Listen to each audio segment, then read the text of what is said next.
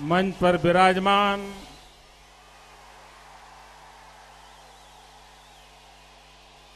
श्रीमान वेंकैया गारू जी, श्री बंगारू लक्ष्मण गारू जी, श्री वी रामाराव गारू जी, आंध्र प्रदेश भारतीय जनता पार्टी के अध्यक्ष श्रीमान किशन रेड्डी गारू जी,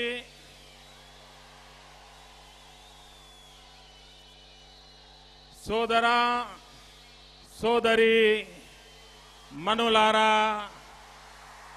నమస్కారము.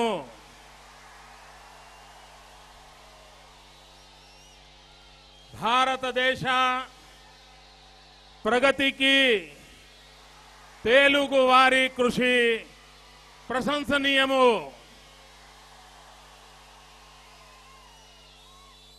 తెలుగు ప్రజలు సుఖ సంతోషాలు శాంతి సౌభాగ్యాలతో ఉండాలని మనస్పూర్వకంగా శ్రీ వెంకటేశ్వర స్వామిని ప్రార్థిస్తున్నాను.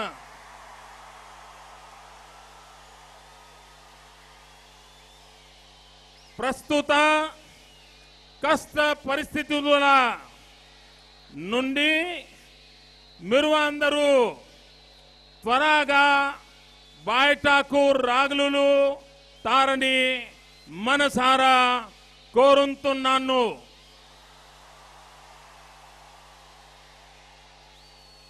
కేంద్ర ప్రభుత్వానికి కాంగ్రెస్ పార్టీకి సద్బుద్ధి కాలు చేయాలని భగవంతుడిని ప్రార్థిస్తున్నాను.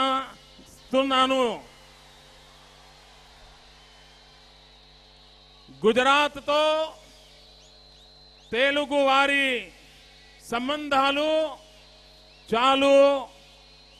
చాలా ప్రాచీనమైనవి. కాబట్టి గుజరాత్ రాజ్యములో తెలుగు మీడియం స్కూల్ చాలా ఉన్నాయి.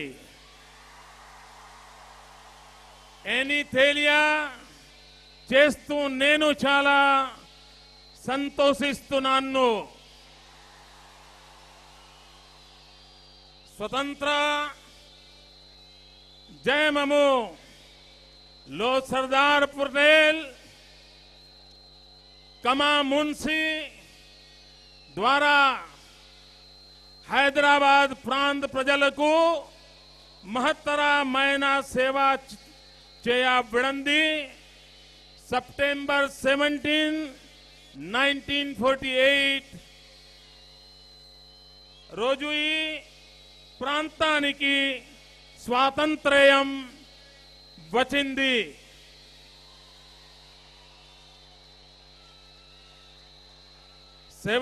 సెప్టెంబర్ ని మనము హైదరాబాద్ లిబరేషన్ డే గా उत्सवालू మేసుకుంటున్నాము.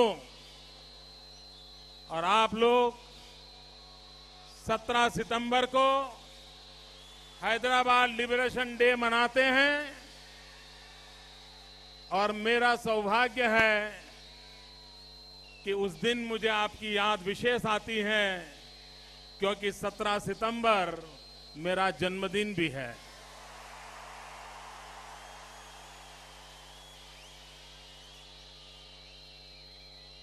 मैं आंध्र प्रदेश भारतीय जनता पार्टी के सभी वरिष्ठ नेताओं को हृदय से अभिनंदन करता हूं तो उन्होंने इस पॉलिटिकल सभा का समाज सेवा के लिए उत्तम तरीके से उपयोग किया. और मैं आंध्र प्रदेश के युवकों को अभिनंदन देता हूं कि उन्होंने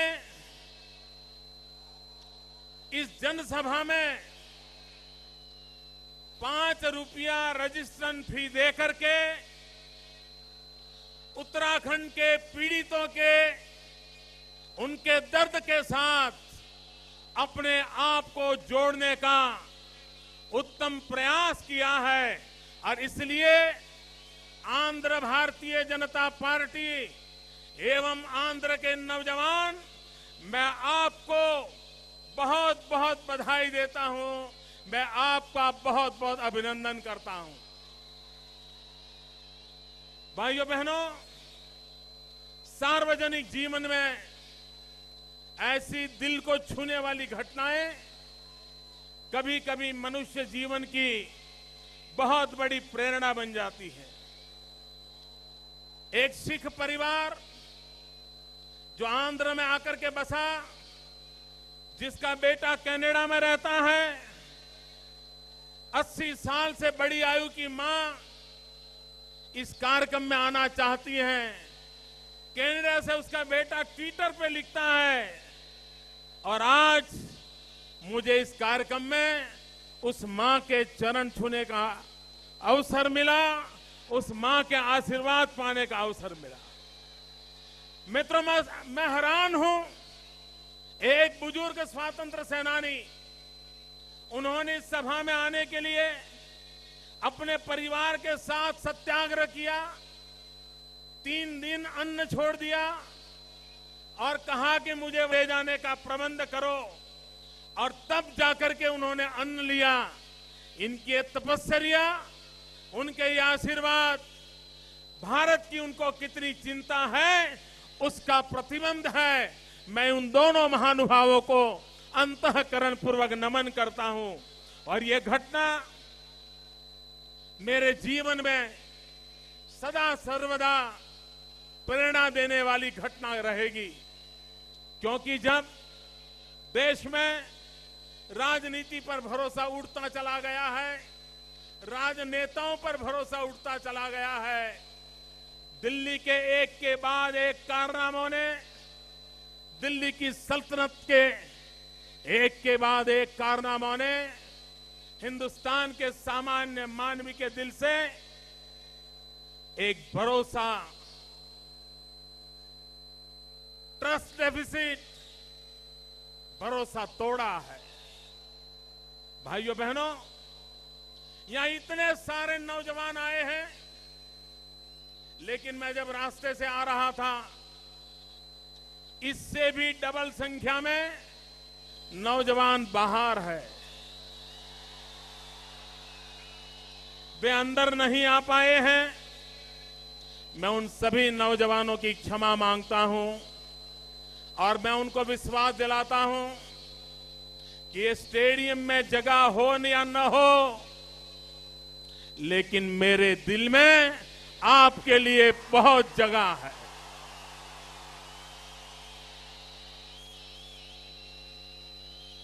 आप तो मुझे वहां पर लगे हुए वीडियो से देख रहे हैं, टीवी से देख रहे हैं, लेकिन मेरा सौभाग्य नहीं है कि नौजवान मित्रों, मैं आपको यहां से देख नहीं पा रहा हूं, लेकिन मैं विश्वास दिलाता हूं, मुझे जब भी मौका मिलेगा मैं आंध्र में दोबारा आऊंगा।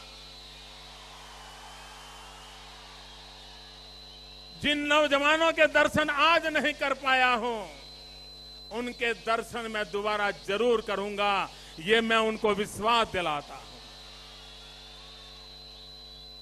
भाइयों बहनों, गत सप्ताह की जो घटनाएं हैं, उन घटनाओं ने देश को झकझोर दिया है। भाइयों बहनों, सवाल यह है, हम किस पर भरोसा करें? जब हमारे इस देश की सेना के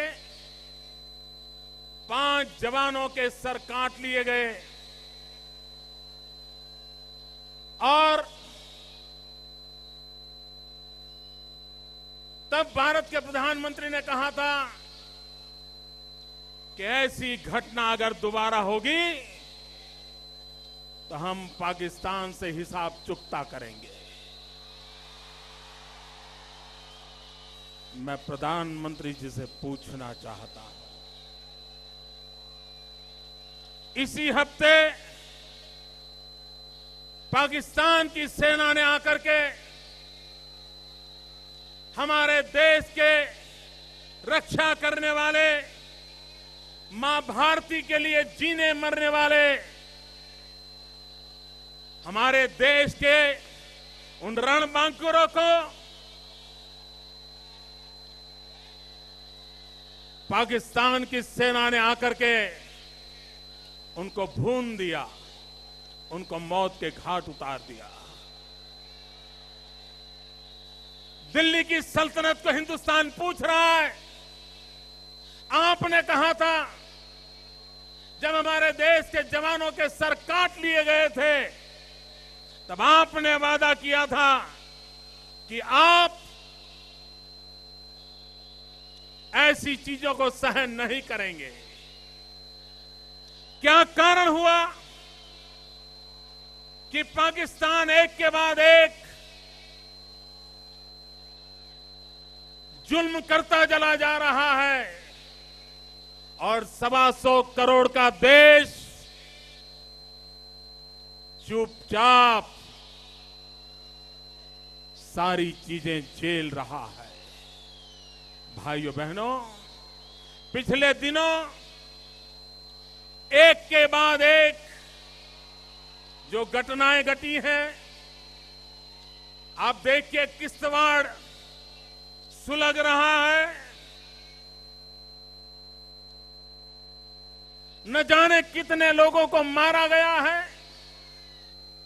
न जाने कितने लोगों की दुकानें जलाई गई हैं, न जाने कितने लोगों के घर जलाए गए हैं।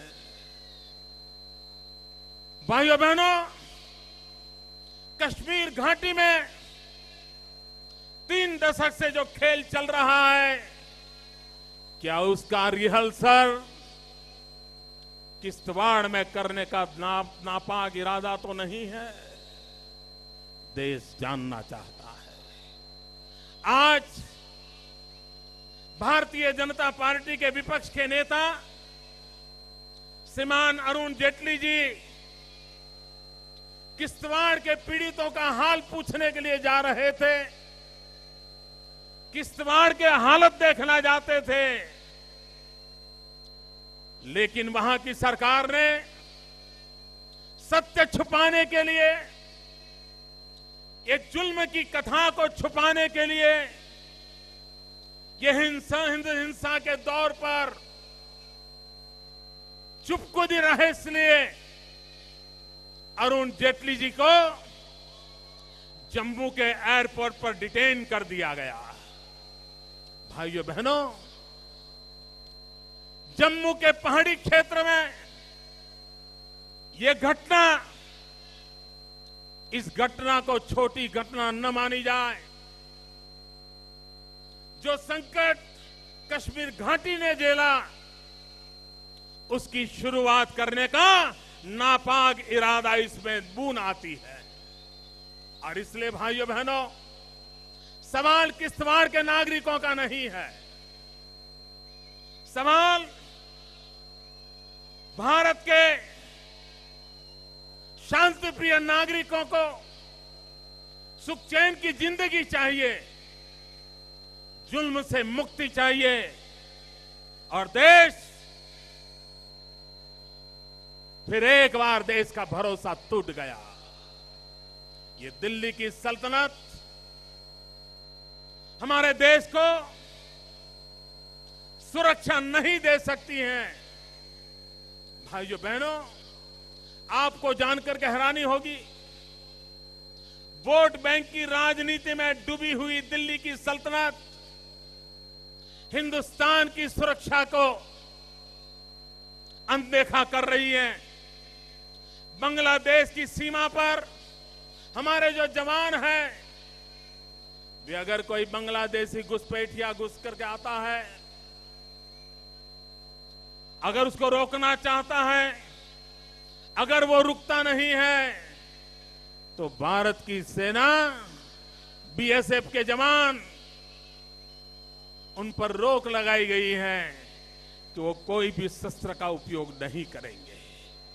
इतना ही नहीं, यहां तक कह दिया गया है, अगर वो ज्यादा ताकतवर है, अगर घुसपैठिए का हमला तेज है, तो बांग्लादेश की सीमा पर बैठे हुए बीएसएफ के जवान झगड़ा करने के बजाय उनको अंदर आने की इजाजत दे दे। भाइयों बहनों, एक सार्वभौम सरकार का मुखिया, 125 करोड़ देश की सरकार हिंदुस्तान के सामान्य मानवी को इस प्रकार के निर्णयों से सुरक्षा कैसे प्रदान कर सकती है। और भाइयों बहनों, चाइना ने हमारी सीमा पर आकर के अड़ंगा लगाया, सारी दुनिया ने देखा, गूगल मैप पर सारे नागरिक देख पा रहे थे कि चाइना की मूवमेंट कैसी है, चाइना किस तरह हमारी धरती पर आ रहा है, किस तरह अपनी जगह बना रहा है।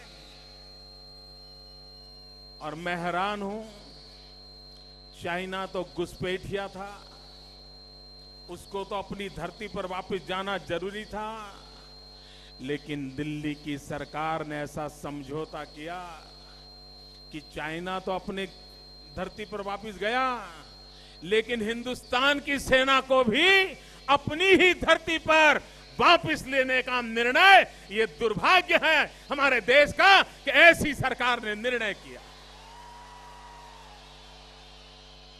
इतना ही नहीं,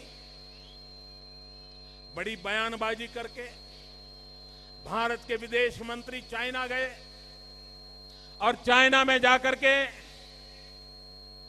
चाइना के साथ उनकी इन जो हरकतों के खिलाफ आवाज उठानी चाहिए थी, लाल आंख कर करके चाइना को समझाना चाहिए था, उसके बजाय हिंदुस्तान के विदेश मंत्री ने चाइना में जाके बयान दिया कि बीजिंग इतना बढ़िया शहर है, मुझे यहां रहने का मन कर जाता है। डूब मरो मेरे देश की सरकार चलाने वालों, डूब मरो, आपको शर्म आनी चाहिए। ये गांव पर नमक छिड़क रहे हैं आप लोग, हिंदुस्तान के 125 करोड़ नागरिकों के मन पे लगी चोट पे आप एसिड छिड़क रहे हो। इतना ही नहीं, हमारे जवानों के जो सर काट लिए गए थे और उसके बाद भारत के विदेश मंत्री जयपुर जाकर के पाकिस्तान के मेहमानों को बिरयानी खिला रहे थे और कहते क्या है, ये प्रोटोकॉल है। मैं देश के नौजवानों को पूछता हूं, जो मेरे देश के जवानों के सर काट लें, क्या उनके साथ प्रोटोकॉल होता है? क्या मेरे देश के जवानों के सर काट ले उनका प्रोटोकॉल होता है? क्या ये हिंदुस्तान की जनता को उसकी पीड़ा पर, उसके गांव पर नमक छिड़कने का काम है कि नहीं है? और इसलिए भाइयों बहनों, 125 करोड़ का देश, इटली के लोग आए और केरल में हमारे मछुआरों को गोली मार दे, कोई गुनाह नहीं था उनका। वो मछुआरे मछली पकड़ने गए थे, गरीब मां के बेटे पेट भरना चाहते थे, मेहनत कर रहे थे। इटली के जवान आए, आकर के मेरे देश के 2 मछुआरों को गोली से भून दे और उनको अरेस्ट किया जाए और वो ये कहें हिंदुस्तान के अंदर कोई जेल में है, उसको अगर बेल चाहिए तो नहीं मिलती है। लेकिन वो कौन लोगों का इन्फ्लुएंस था कि इटली के उन जवानों को बेल मिल गया? वो इटली चले गए और जब वापिस आने की नौबत आई तो इटली सरकार ने आंख दिखाई और कहा कि सैनिक नहीं आएंगे। ये तो भारत की सुप्रीम कोर्ट ने आंख दिखाई, इटली के हाई कमिश्नर को कह दिया गया कि तुम हिंदुस्तान छोड़ नहीं सकते हो। तब जाकर के इटली को झुकना पड़ा और हिंदुस्तान को वो सैनिक देने पड़े। भाइयों बहनों, मैं इन घटनाओं को इसलिए सुना रहा हूं कि दिल्ली में बैठी हुई सरकार किसी विषय पर भी गंभीर नहीं है। उनको इस देश की समस्याओं की चिंता नहीं है। मेरे नौजवान मित्रों, आपको हिंदुस्तान की चिंता हो रही है। मेरे नौजवान मित्रों, आपको हिंदुस्तान की चिंता हो रही है। आपको हिंदुस्तान की चिंता सता रही है। मेरे नौजवान मित्रों, आपको हिंदुस्तान की चिंता है।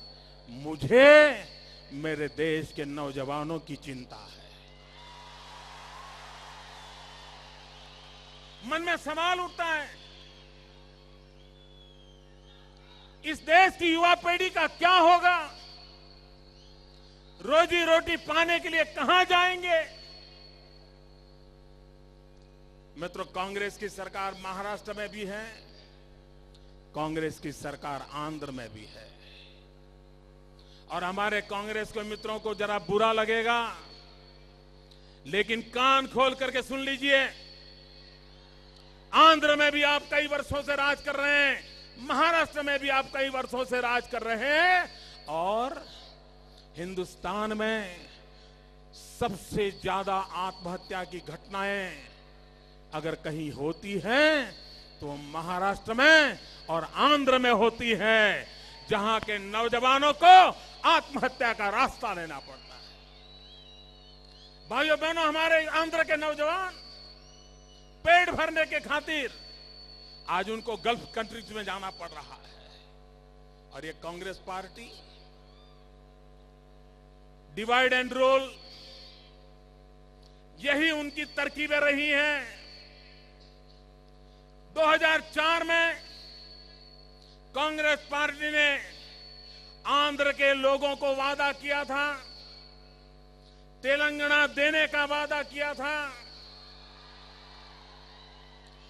आंध्र से पूरे हिंदुस्तान में किसी एक राज्य में से सर्वाधिक एमपी अगर कांग्रेस को मिले हैं तो आंध्र से मिले हैं। दिल्ली में कांग्रेस की सरकार टिकी है तो आंध्र में से मिले हुए एमपीओं के कारण टिकी हुई है। उस आंध्र को कांग्रेस ने क्या दिया? आपको वादा किया था, निभाया? भाइयों बहनों, छोटे राज्यों की रचना अटल बिहारी वाजपेयी ने भी की थी।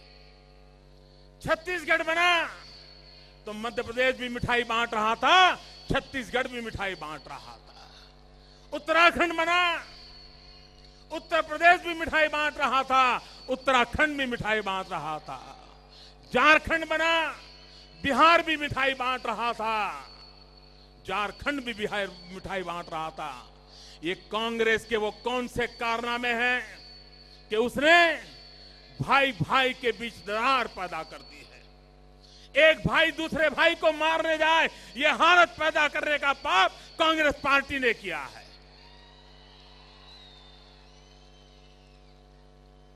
तेलंगाना के पक्ष में भारतीय जनता पार्टी पहले से है। मैं खुद तेलंगाना में एक सभा करने आया था विद्यासागर राव की चुनाव के समय, और मैंने सार्वजनिक सभा में कहा था, अगर हमें सरकार बनाने का मौका मिलेगा तो 100 दिन के भीतर भीतर हम तेलंगाना का निर्माण कर देंगे। ये हमने वादा किया था। लेकिन हमने तब भी कहा था, किसी भी कीमत पर सीमांध्र की अनदेखी नहीं की जा सकती। सीमांध्र का भी विकास सारे हिंदुस्तान को गौरव हो, ऐसा होना चाहिए। सीमांध्र के अंदर जो शहर आए हैं, वो शहर हैदराबाद से भी ज्यादा प्रगतिशील बने, इसकी व्यवस्था होनी चाहिए। लेकिन दिल्ली की सरकार को ये करने की फुर्सत नहीं है। अगर उनको ये हैदराबाद दोनों राज्यों की राजधानी बनानी थी और ये कहना था कि 10 साल के बाद दूसरी राजधानी बनाएंगे, तो मैं दिल्ली की सरकार को पूछना चाहता हूं, ये काम 2004 में आपने शुरू क्यों नहीं किया? क्यों दूसरी राजधानी की तैयारी क्यों ना की? आंध्र के लोगों को अन्याय करने का आपको अधिकार नहीं है। और इसलिए भाइयों बहनों, हमारे दिल में तेलंगाना का भी उतना ही महत्व है, सीमांध्र का भी उतना ही महत्व है।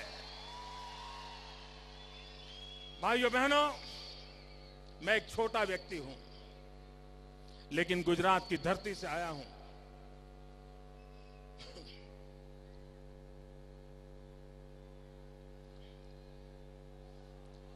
गुजरात की धरती से आया हूं, महात्मा गांधी की भूमि से आया हूं, सरदार पटेल की भूमि से आया हूं। मैं मेरे तेलंगाना और आंध्र के भाइयों से प्रार्थना करता हूं, भाइयों बहनों, कांग्रेस की कितने ही खेल क्यों न खेले, लेकिन आपके बीच टकराव नहीं होना चाहिए। भाई के बीच भाई के प्रति नफरत नहीं होनी चाहिए। मैं आंध्र के और तेलंगाना के भाइयों से पूछना चाहता हूं, दर्द के साथ पूछना चाहता हूं, पीड़ा के साथ पूछना चाहता हूं। पिछले दिनों कुछ घटनाएं घटी हैं, उससे पीड़ित होकर के पूछना चाहता हूं। मेरे भाइयों बहनों, मेरी बात में अगर सच्चाई ना हो तो मेरी बात को ठुकरा देना, लेकिन मेरे सवाल को आप दिल को छू जाए तो मुझे कहना, भाइयों बहनों, हमारा रास्ता क्या है। मैं आपसे पूछना चाहता हूं, आंध्र और तेलंगाना भाइयों बहनों, क्या कभी किसी ने सोचा है कि मां के दूध में भी दरार हो सकती है? भाइयों बहनों, मां के दूध में दरार नहीं होनी चाहिए। हम भाई हैं, हम साथी हैं। और मेरे गुजरात में, मेरे सूरत में 4 लाख तेलुगु भाषी भाई बहन रहते हैं। मेरे अहमदाबाद में 6 लाख तेलुगु भाई बहन रहते हैं। हम प्यार से जीते हैं, साथ साथ जीते हैं, साथ साथ मेहनत करते हैं, हर एक का पेट भरने का प्रयास करते हैं। अगर हम गुजरात के लोग तेलुगु भाषी लोगों के साथ प्यार से जी सकते हैं, तो तेलंगाना वाला आंध्र के साथ भी प्यार के साथ जी सकता है, आंध्र वाला तेलंगाना के साथ भी प्यार से जी सकता है। भाइयों बहनों, हम सबका लक्ष्य ये होना चाहिए, आंध्र इतनी प्रगति करे, इतनी प्रगति करे, गुजरात से भी आगे निकल जाए। तेलंगाना इतनी प्रगति करे कि गुजरात से वो भी आगे निकल जाए। ये हमने सपना देखना चाहिए। और भाइयों बहनों, विकास एक ही रास्ता है, विकास में ही समस्याओं का समाधान है। हमारी सारी मुसीबतों का समाधान विकास में है। ये कांग्रेस पार्टी किसी भी हालत में विकास के रास्ते पर जाने को तैयार नहीं है, क्योंकि उसको जवाब देना भारी पड़ जाता है। यहां जो लोग मेरी आयु के बैठे हैं, उन्होंने कभी आज से 40 साल पहले कभी भी बाजार में घी की दुकान हो तो वहां कभी ऐसा बोर्ड पड़ा था, शुद्ध घी की दुकान पड़ा था? आज से 40 साल पहले शुद्ध घी की दुकान, ऐसा बोर्ड नहीं लगाना पड़ता था। घी की दुकान लिखा, इसका मतलब ही वहां घी शुद्ध ही मिलता होगा। लेकिन आज बोर्ड लगाना पड़ता है, शुद्ध घी की दुकान, क्योंकि शुद्ध घी नहीं मिलता है। भाइयों बहनों, आज से जब वाजपेयी जी की सरकार थी, इस देश में गरीब की थाली में रोटी की चिंता नहीं थी।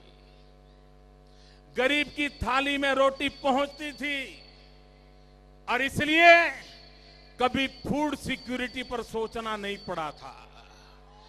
ये कांग्रेस पार्टी ने गरीब की हालत इतनी खराब कर दी है कि आज जैसे शुद्ध घी की दुकान वैसे उनको फूड सिक्योरिटी बिल की बात करने की नौबत आई है।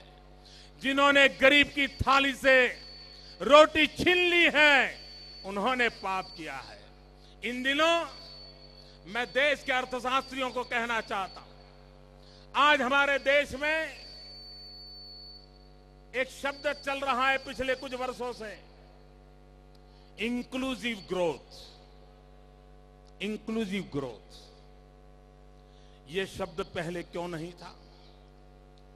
10-10 पंचवर्षीय योजना पूरी हुई, न कभी प्लानिंग कमीशन ने इंक्लूसिव ग्रोथ ये शब्द का प्रयोग किया, न दिल्ली में बैठी हुई किसी सरकार को करना पड़ा, न राज्य में बैठी हुई किसी सरकार को करना पड़ा।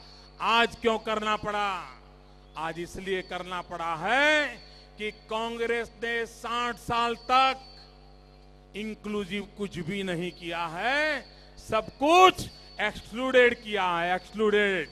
कई लोगों को उन्होंने विकास से वंचित रखा है, कई लोगों को उन्होंने गरीब रखा है और तब जाकर के आज उनके लिए ये नौबत आई है। भाइयों बहनों, कांग्रेस पार्टी इस देश के लिए बोझ बन गई है। लेकिन मैं आज आंध्र में आया हूं तब मैं एनटीआर को याद करना चाहता हूं। इस देश की एनटीआर ने एक बहुत बड़ी सेवा की थी। न सिर्फ आंध्र के सम्मान की सेवा की थी, उतना नहीं, न सिर्फ आंध्र के गौरव के लिए लड़े थे, इतना नहीं, लेकिन एनटीआर ने कांग्रेस विरोधी राजनीति को बल दिया था। ये एनटीआर के प्रयास थे कि दिल्ली में कांग्रेस गैर कांग्रेसी सरकार बनाने का इस देश के अंदर संभव हुआ था। मैं आंध्र में सभी राजनीतिक दलों से अनुरोध करता हूं, एनटीआर को उत्तम से उत्तम श्रद्धांजलि क्या हो सकती है? एनटीआर को उत्तम से उत्तम श्रद्धांजलि कांग्रेस मुक्त भारत के निर्माण करके ही हो सकती है। और जो जो एनटीआर की लीगेसी का दावा करते हैं, उनका पहला कर्तव्य बनता है कि हिंदुस्तान को कांग्रेस मुक्त बनाने के लिए जो भी करना पड़े वो करना चाहिए। मुझे विश्वास है आंध्र के राजनीतिक दल आंध्र और तेलंगाना को बचाने के लिए, आंध्र और तेलंगाना के विकास के लिए, कांग्रेस मुक्त भारत बनाने के प्रयासों में कोई कमी नहीं रहने देंगे। कांग्रेस विरोधी शक्तियां एक आएगी और आंध्र की धरती पर से ये जुल्म, ये कुशासन, ये भ्रष्टाचार, ये परिवारवाद, इन सब का खात्मा संभव होगा। और इसलिए मेरे भाइयों बहनों, तेलुगु देशम, एनटीआर की लीगेसी जिसके पास है, एनटीआर का सपना पूरा करना उनका भी दायित्व बनता है। भाइयों बहनों, और मैं आपको कहना चाहता हूं, कोई चले या न चले, कोई आज चले कोई कल चले, कोई चलने से पहले सोचने में ही रहे, उसके बावजूद मैं कहता हूं, देश में कांग्रेस मुक्त भारत की हवा बन चुकी है। देश ने कांग्रेस मुक्त हिंदुस्तान का सपना देख लिया है। उस सपने को पूरा करने के लिए हिंदुस्तान के नौजवान, हिंदुस्तान का किसान, हिंदुस्तान का गरीब आज कृत संकल्प हुआ है। भाइयों बहनों, भ्रष्टाचार ने हमारे देश को तबाह कर दिया है। जल हो, थल हो, नभ हो, जल, थल, नभ, पूरे भूमंडल का कोई ऐसा क्षेत्र नहीं है जहां कांग्रेस के मित्रों ने भ्रष्टाचार करने के लिए अपने हाथ पैर फैलाए न हो। कोई मुझे बताएं, हमारी पार्टी के वरिष्ठ नेता लाल कृष्ण आडवाणी जी पूरे हिंदुस्तान में घूमे, किस बात के लिए? काला धन वापिस लाओ। कोई हमें समझाए। विदेशों की बैंकों में जो काला धन पड़ा है, वो काला धन वापिस लाने में दिल्ली सरकार को परेशानी क्या हो रही है? हिंदुस्तान के सार्वजनिक जीवन में आडवाणी जी जैसे एक वरिष्ठ व्यक्ति ने भारत की भलाई के लिए काले धन को वापस लाने के लिए मांग की, लेकिन दिल्ली की सल्तनत ने किसकी भलाई के लिए इस मांग को भी ठुकरा दिया। तभी सवाल उठता है कि काला धन किसका है? यह किसका काला धन है जो विदेशी बैंकों में अरबों खरबों के रुपये पड़े हुए हैं? भाइयों बहनों, आज भारतीय जनता पार्टी और एनडीए, उनकी सरकारों ने देश में सुशासन की मिसाल दिखाई है। इतने सारे नौजवान हैं, सारे विश्व में स्किल डेवलपमेंट का महात्म्य प्राथमिकता बन गया है, लेकिन आपके आंध्र में स्किल डेवलपमेंट की दिशा में नामो निशान नहीं है। मैं आंध्र के कांग्रेस के नेताओं को कहना चाहता हूं, अगर आपको गुजरात से नफरत है, गुजरात का नाम मत लो, लेकिन आपके पड़ोस में तमिलनाडु में डॉक्टर जयललिता जी की सरकार ने स्किल डेवलपमेंट के क्षेत्र में जो काम किया है, जरा उससे तो कुछ सीखो और आंध्र के नौजवानों की भलाई के लिए कुछ तो करो। आज भी भाइयों बहनों, दिल्ली की सरकार को समझ नहीं आ रहा है कि गरीब की थाली में रोटी कैसे पहुंचे। मैं दिल्ली की सरकार को कहना चाहता हूं, कांग्रेस के नेताओं को कहना चाहता हूं, गरीब की थाली में रोटी पहुंचाने का रास्ता हमारे छत्तीसगढ़ के मुख्यमंत्री डॉक्टर रमन सिंह जी ने दिखाया है। उन्होंने जिस प्रकार से पीडीएस सिस्टम को आधुनिक बनाया है और भारत की सुप्रीम कोर्ट ने उनको सराहा है, लेकिन किसी भी कांग्रेसी सरकार को गरीबों का भला हो उसके लिए न कुछ सीखने की इच्छा है, न कुछ समझने की इच्छा है, न कुछ करने की इच्छा है। इतना ही नहीं, बेटियों का सम्मान कैसे हो, परिवार में कन्या का गौरव कैसे हो, मां बाप को बेटी बोझ न लगे, एक सामाजिक आंदोलन कैसे खड़ा हो। मैं कांग्रेस के मित्र को कहता हूं, जाइए मध्य प्रदेश में भारतीय जनता पार्टी, हमारे शिवराज सिंह चौहान को देखिए, उन्होंने लाडली लक्ष्मी योजना करके पूरे मध्य प्रदेश की बेटियों के जीवन को गौरव दिया है, सम्मानित किया है, उनको जीने का हक दिया है, पढ़ने के लिए व्यवस्था की है। क्या हमारे देश की बेटियां, उनको शिक्षा नहीं मिलनी चाहिए?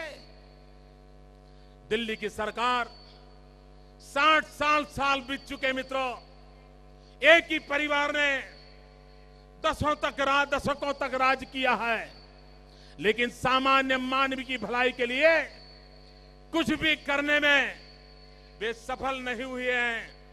भाइयों बहनों, मैंने भारत के प्रधानमंत्री को एक बार कहा था, मैंने कहा आंध्र के पास 900 किलोमीटर से बड़ा समुद्री तट है, गुजरात के पास 1600 किलोमीटर का समुद्री तट है।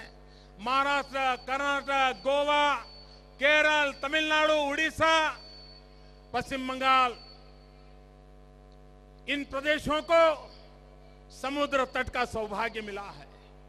मैं भारत सरकार को कहता रहा कि एक समुद्र तट पे जो राज्य बसे हैं उनकी एक सेपरेट मीटिंग बुलाई जाए, 2 दिन उनसे चर्चा की जाए और समुद्र तट के राज्यों की कठिनाइयां क्या हैं, वो ग्लोबल इकोनॉमी के जमाने में एक्सपोर्ट इंपोर्ट के युग के अंदर हमारे तटवर्ती क्षेत्रों का विकास कैसे करें ताकि भारत का रुपया टूटता हुआ बच जाए। आप देखिए, हिंदुस्तान जब आजाद हुआ तब $1 की कीमत थी ₹1।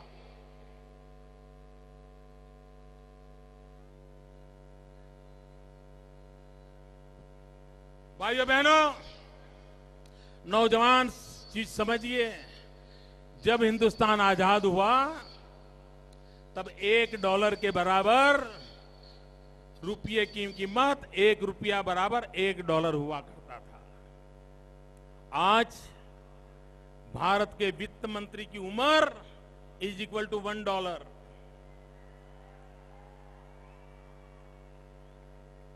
$1 कभी ₹65, कभी ₹64। आप कल्पना कर सकते हैं क्या होता होगा देश का। मित्रों, पिछले 1 वर्ष में भारत सरकार के आंकड़े बोल रहे हैं कि हिंदुस्तान से पढ़ने के लिए, एक जमाना था पूरा विश्व हिंदुस्तान की धरती पर पढ़ने के लिए आता था। दुनिया के देशों के नौजवान भारत में आकर के शिक्षा दीक्षा लेते थे। आज अकेले पिछले वर्ष हिंदुस्तान से जो नौजवान विदेशों में पढ़ाई लेने करने के लिए गए, उनको चाहिए वैसी पढ़ाई यहां नहीं मिल रही थी। वो गए, हमारा बुद्धि धन तो गया, साथ साथ हमारा लक्ष्मी धन भी गया। ये हमारे जो नौजवान विदेश गए, उनको फीस भरने में 1,20,000 करोड़ रुपया हिंदुस्तान की खजाने से खाली हो गया। क्या दिल्ली की सरकार हिंदुस्तान में अच्छी शिक्षा मिले, हमारे नौजवानों को भटकना न पड़े, ये व्यवस्था नहीं कर सकती है? नहीं कर रही है। भाइयों बहनों, आज गांव में डॉक्टर नहीं है, गांव के गरीब आदमी को दवाई चाहिए, दवाई की व्यवस्था नहीं है। क्या दिल्ली की सरकार को इतने साल हो गए हमारे देश की जनता की आवश्यकता के अनुसार डॉक्टर तैयार हो, डॉक्टरों को तैयार करने के लिए मेडिकल कॉलेजेस हो? क्या ये नहीं हो सकता? मित्रों, आंध्र और गुजरात 2 राज्य ऐसे हैं जो सबसे ज्यादा दवाई के उत्पादन के क्षेत्र में काम कर रहे हैं। दवाई तो उत्पादन हो रही है, लेकिन दवाई लिखने वाले डॉक्टर नहीं है, तो गरीब की बीमारी कहां से जाएगी? भाइयों बहनों, ऐसी ऐसी समस्याएं, खाने को रोटी नहीं, पहनने को कपड़ा नहीं, रहने को घर नहीं, पढ़ने को शिक्षा नहीं, बीमार को दवाई नहीं, ये सारी अमानतें कांग्रेस से जुड़ी हुई है। ये कांग्रेस ने दी हुई विरासत है। और इसलिए भाइयों बहनों, हिंदुस्तान के आने वाली कल की चिंता करनी है, हिंदुस्तान के भाग्य को बदलना है, तो भाइयों बहनों, हमने विकास का रास्ता अपनाना पड़ेगा। और मैं कहने आया हूं मित्रों, विकास के रास्ते के बिना हम सामान्य मानवी का भला नहीं कर सकते। पीड़ित, शोषित, दलित, आदिवासी, मछुआरे, इन सब का कल्याण कौन करेगा? क्या हुआ? कांग्रेस पार्टी ने इनके कल्याण की दिशा में कुछ नहीं किया। उनको तो चुनाव आते हैं तब तिजोरी खाली करो, वोट पाने के रास्ते खोजो, उसके सिवाय कोई रास्ता सूझता नहीं है। और इसलिए भाइयों बहनों, आज मैं आपसे अनुरोध करने आया हूं, मैं हैदराबाद की धरती से पूरे हिंदुस्तान को प्रार्थना करने आया हूं कि इस देश के हर नागरिक को हिंदुस्तान की चिंता है, हर देश का नागरिक चिंतित है, नौजवान चिंतित है। अगर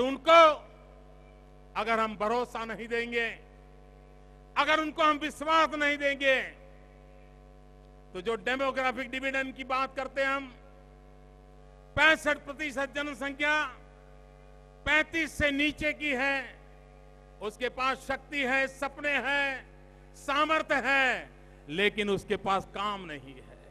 अगर हम हमारे नौजवानों को रोजगार नहीं देंगे तो इस देश की हालत क्या होगी, इसका आप अंदाज कर सकते हो। भाइयों बहनों, मैं आज जब हैदराबाद की धरती पर आया हूं तो मेरे मन में सरकार की कल्पना क्या है वो भी आज मैं बताना चाहता हूं। भाइयों बहनों, मेरा स्पष्ट मत है, सरकार का एक ही मजहब होता है, सरकार का एक ही मजहब होता है, और वो मजहब होता है इंडिया फर्स्ट। सरकार का एक ही मजहब होता है, इंडिया फर्स्ट। भाइयों बहनों, सरकार का एक ही धर्म ग्रंथ होता है, सरकार का एक ही धर्म ग्रंथ होता है, और वो धर्म ग्रंथ है भारत का संविधान। भाइयों बहनों, सरकार की एक ही भक्ति होती है, वो भक्ति है भारत भक्ति। सरकार की एक ही शक्ति होती है, वो शक्ति है कोटि कोटि जनशक्ति। सरकार की शक्ति है जनशक्ति। भाइयों बहनों, सरकार की पूजा होती है 125 करोड़ हमारे बंधु भगिनी की भलाई। सरकार की पूजा होती है 125 करोड़ देशवासियों की भलाई, और सरकार की कार्यशैली होती है सबका साथ सबका विकास। इस मंत्र को लेकर के हमने आगे वाले दिनों में हिंदुस्तान के भाग्य को बदलने के लिए कांग्रेस से भारत को मुक्त कराने का प्रयास करना है। मैं एक चीज आपसे बुलवाना चाहता हूं, बोलेंगे? पूरी ताकत से बोलेंगे? 2 हाथ ऊपर करके बोलेंगे? मैं जो बोलूं वो आपको बोलना है। Yes we can. मैं बोलता हूं, फिर बोलिए। Yes we can, yes we can, yes will do, yes will do. मेरे साथ बोलिए, जय तेलंगाना। मेरे साथ बोलिए, जय सीमांध्र, जय तेलंगाना, जय सीमांध्र। भारत माता की, भारत माता की वंदे। पूरी ताकत से बोलिए दोस्तों, वंदे वंदे वंदे वंदे वंदे वंदे वंदे वंदे वंदे वंदे।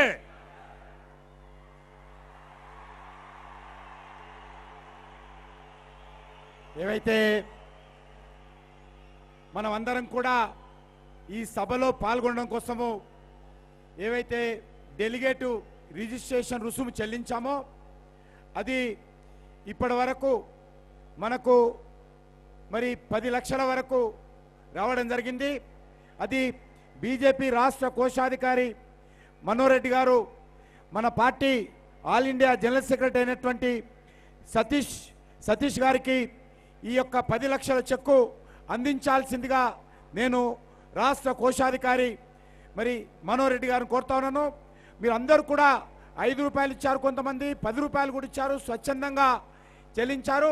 ఆ నిధిని మన ఆల్ ఇండియా జనరల్ సెక్రటరీ అయినటువంటి సతీష్ కుమార్ గారికి ఇవ్వాల్సిందిగా కోరుతున్నాను। సతీష్ గారికి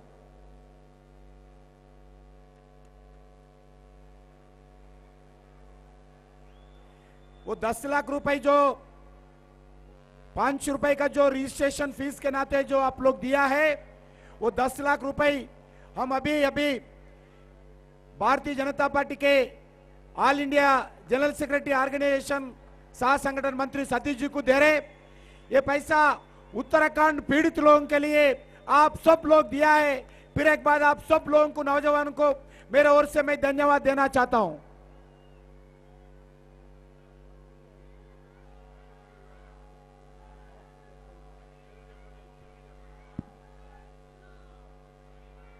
ధన్యవాదాలు ఎన్విఎస్ఎస్ ప్రభాకర్ గారు చెప్తారు.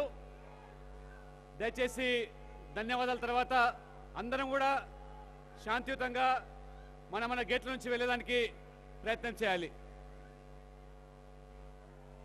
ఈనాటి నవభారత యువభేరికి సమరభేరి మోగించినటువంటి ఏక్ భారత్ శ్రేష్ఠ భారత్ అన్నటువంటి ఒక నినాదాన్ని రాబోయేటువంటి రోజుల్లో ఒక విధానంగా ముందుకు తీసుకెళ్తామని చెప్పినటువంటి భారతీయ జనతా పార్టీ జాతీయ ఎన్నికల రథసారథి అయినటువంటి నరేంద్ర మోడీ గారు ఈరోజు మన మధ్యలో రావటం, మనందరినీ కూడా ఉద్దేశించి ప్రసంగించటందుకు రాష్ట్ర భారతీయ జనతా పార్టీ తరఫున ధన్యవాదాలు తెలియజేస్తున్నాము. అదే రకంగా వెంకయ్యనాయుడు గారికి, కిషన్ రెడ్డి గారికి, బంగారు లక్ష్మణ్ గారికి, మరి వేదిక మీద ఉన్నటువంటి దత్తాత్రేయ గారికి, మురళీధర్ రావు గారికి, ఇతర పెద్దలకి, మరి యొక్క స్టేడియంని ఇచ్చినటువంటి రాష్ట్ర స్పోర్ట్స్ అథారిటీకి సంబంధించినటువంటి ఒక సంస్థకి, మరి యొక్క సమావేశాన్ని విస్తృతంగా కవరేజ్ ఇచ్చినటువంటి మీడియా సోదరులకి, మరి యొక్క ప్రపంచానికే ఈ యొక్క సమావేశాన్ని విశ్వవ్యాప్తంగా వెబ్ ద్వారా అందించినటువంటి మరి ఐటీ సెల్ సంబంధించినటువంటి సోదరులకి, మరి శాంతి భద్రతల్ని పూర్తిగా కాపాడినటువంటి పోలీస్ యొక్క యంత్రాంగానికి, మరి దీనికి సహకరించినటువంటి ఇతర పెద్దలందరికీ కూడా ధన్యవాదాలు తెలియజేస్తున్నాం.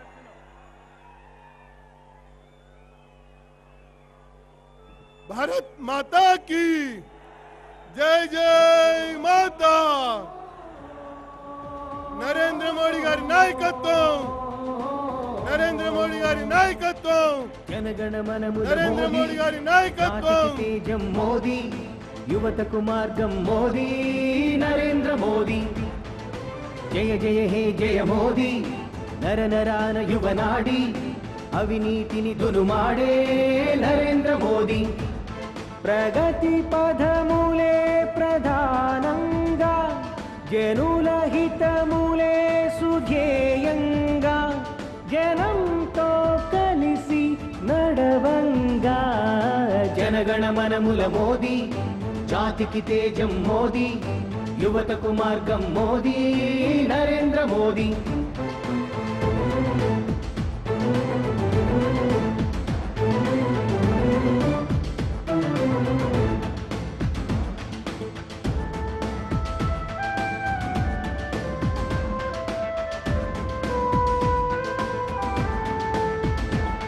తొలి ఉదయంలో నవ కమలంలా జనజాగరణే ఒక యాగంగా, ప్రగతికి బాటలు వేయంగా మేముంటాం మీ వెంట.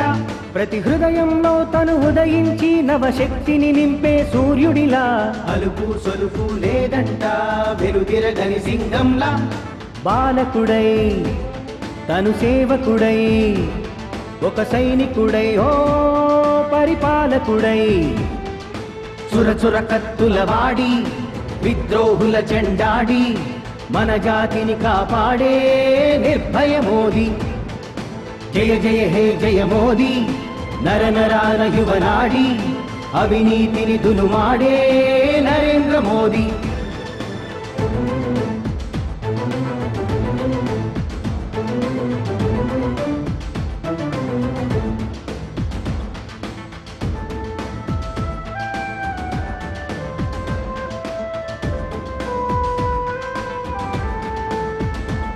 నవభారత జాతిని నడిపించే మన ప్రియతమ నాయకుడితడేరా.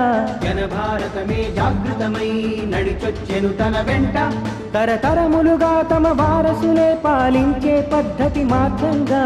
ధర్మ సంస్థాపనార్థాయ సంభవామి అనంగ, ఆశయమే అత్యున్నతమై జనహితమై హో జయ భారతమై. జనగణ మనముల మోదీ, జాతికి తేజం మోదీ, యువతకు మార్గం మోదీ, నరేంద్ర మోదీ. జయ జయ హే జయ మోదీ, నర నరాన యువనాడి, అవినీతిని దునుమాడే నరేంద్ర మోదీ.